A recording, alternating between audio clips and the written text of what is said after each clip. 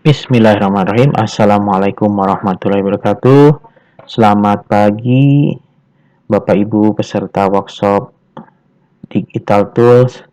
Mudah-mudahan dalam keadaan sehat pada pagi ini. Pada kesempatan ini saya akan menjelaskan bagaimana membuat Google Form, kemudian mengenalkan komponen-komponen atau ikon-ikon atau fasilitas pada Google Form itu.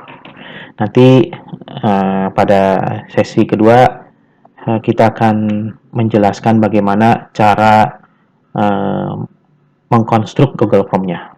Baik Bapak Ibu sekalian, untuk membuat Google Form ini Bapak Ibu harus sudah punya Gmail-nya karena nanti mengaksesnya lewat Gmail. Kemudian Google Form ini bisa berfungsi untuk inventarisasi data, untuk membuat kuesioner atau juga membuat soal. Baik Bapak Ibu sekalian, Bapak Ibu untuk membuat Google Form, Bapak Ibu masuk dulu ke google.com. Kemudian pada bagian kanan ini ada tampilan google.com, kemudian pada bagian kanan atas ada Gmail. Bapak Ibu tinggal diklik saja Gmail-nya. Nanti akan masuk ke Gmail Bapak Ibu. Nah, tampilan Gmail, ini tampilan Gmail saya. Nah, kemudian setelah muncul Gmail ini, pada bagian kanan atas ada icon titik 9 ini, icon Google Apps, diklik. Kemudian pada bagian dicari Drive. Nah, Drive-nya ini kita klik saja. Kemudian nanti akan muncul Google Drive seperti ini. Nah, untuk selanjutnya, untuk bisa membuat Google Form, di bagian kiri atas ini ada Drive, diklik, pilih yang paling bawah, More, kemudian Google Form. Diklik saja. Nanti akan keluar Google Form ini. Baik,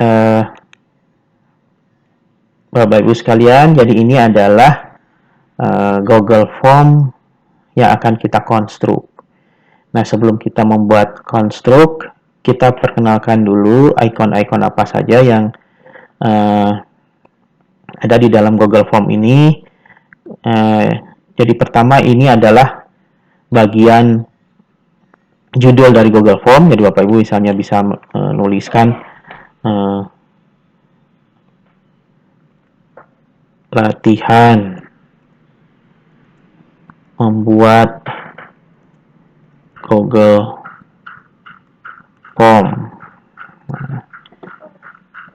Nah, ini bisa di copy, kemudian bisa pindahkan di sini agar nanti judul Google Form pada link yang dibagikan sama dengan judul Google Form pada formnya itu sendiri. Nah, kemudian di sini ada icon di sini, ada icon tambah. Ini ada tujuannya adalah untuk nambah pertanyaan. Misalnya pada bagian awal ini biasanya meminta identitas. Jadi misalnya di sini diberikan deskripsi, isilah identitas Anda dengan benar. Nah, ketika ini akan memberikan identitas, maka di sini misalnya kita minta nama. Nah, biasanya ini langsung otomatis direkomendasikan oleh Google Form itu menjadi jawaban singkat karena disesuaikan dengan pertanyaannya. Tapi sebetulnya Bapak Ibu juga bisa memilih jenis-jenis jenis tipe jawaban yang diinginkan. Bisa jawaban singkat, bisa paragraf kalau jawabannya lebih panjang, bisa multiple choice, bisa checkbox, bisa drop down, bisa diminta upload file dan lain-lain. Nah, ini jadi misalnya nih. Nah, kemudian pada bagian kanan ini ada plus. Ini tujuannya adalah untuk berfungsi untuk menambah soal. Misalnya kalau ini kita tambahkan soal. Nah, muncul lagi. Misalnya di sini kelas, menggunakan kelas, misalnya menggunakan multiple choice, kita pilih misalnya jawabannya kelas 7, kelas 8, kelas 9.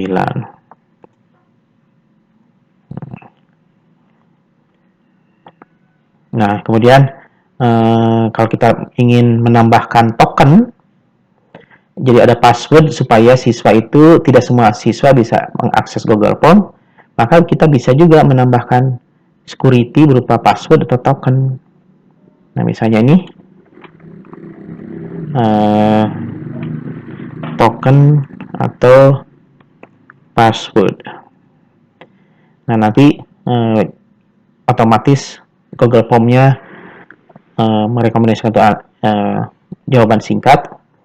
Nah, kemudian karena ini token, maka kita bisa memilih tokennya akan berupa seperti apa. Apakah berupa angka, berupa teks, atau lainnya. Misalnya saya akan memilih berupa teks. Ya, kemudian saya tuliskan passwordnya apa, misalnya berbagi ilmu. Nah, kalau seandainya tokennya salah, apa yang akan muncul sebagai jawaban? Maaf, password token Anda salah.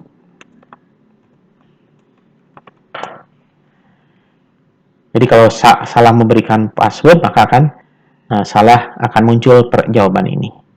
Kita ini karena ini harus wajib, maka diaktifkan require-nya. Sama juga seperti ini.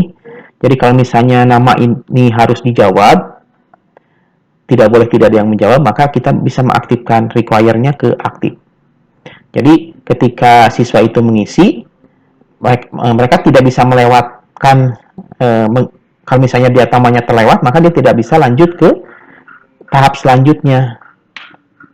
Jadi harus mengisi terlebih dahulu. Sama seperti yang lain, misalnya ini kita aktifkan juga. Kita aktifkan juga supaya bisa mengisi. Nah, Bapak Ibu sekalian, ini sebagai contoh awal membuka Google Form, membuat pertanyaan. Jadi ini ada beberapa fungsi dari akun ini. Ini adalah untuk menambah pertanyaan.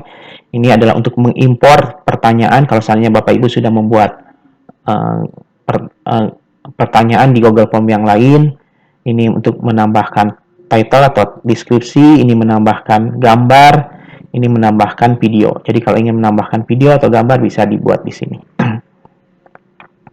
Nah, ini menambahkan seksi bagian. Misalnya nih, saya akan menambahkan bagian selanjutnya adalah ingin menambahkan bagian soal pilihan ganda misalnya.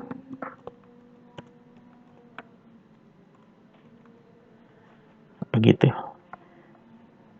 Nah, pada bagian atas ini ada respon. Nanti saya akan jelaskan setelah simulasi untuk ada respon dari Google Form ini. Nah, selain itu juga nanti ada setting, Bapak Ibu. Bapak Ibu kalau ingin mengubah penampilan dari Google Form ini, Bapak Ibu bisa mengganti settingnya, backgroundnya, misalnya seperti ini. Dirubah settingnya, dirubah warnanya, bisa.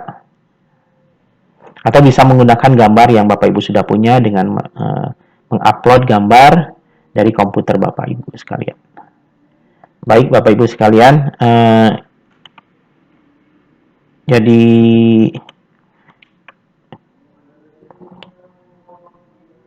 ini bagaimana cara membuat Google Form, kemudian peranan dari fungsi icon-icon ini, dan juga fungsi dari mengcustomize tema.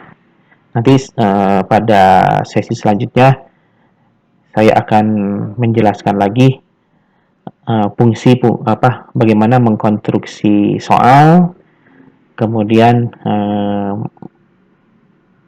bagaimana melihat respon, dan bagaimana mengirimkan hasil Google Form ini kepada siswa. Baik Bapak Ibu sekalian, untuk sesi pertama kita selesai dulu, nanti kita lanjutkan pada sesi kedua. Terima kasih. Assalamualaikum warahmatullahi wabarakatuh.